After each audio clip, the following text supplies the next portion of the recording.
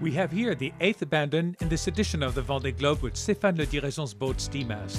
The mast literally fell as he was sailing 770 miles south of the Australian coastlines under gennaker with 25 knots winds. The boat went surfing, I heard a crack, came out to take the helm and thought I was bearing off, but then realized I no longer had a mast. The explanation is that the loop of rudder gave in, then the mast broke into pieces.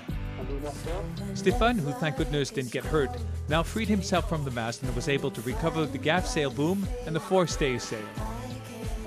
Taking part of the Vendée Globe, I knew breakage was part of the adventure. Tomorrow I'll be sailing under jury rig, bringing the boat back to Australia. Even slowed down by a wind shortage, Armel Leclerc maintains his 422 miles lead on Alex Thompson. Subject again to a major tear of his mainsail, Jérémy Bayou lost his third place to Paul Meillat. Jean-Pierre Dick is now fifth and is now ahead of Yann Eliès and Jean Le Cam. The wind's angle is good. I can easily speed up. There's only 17 knots winds, but with the boat going 20 knots, so that's nice.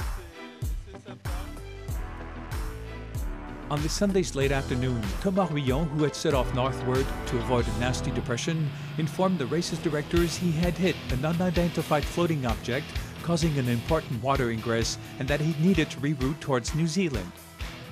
Thomas was then 8th in the ranking, a strong performance for his first participation in the Vendée Globe.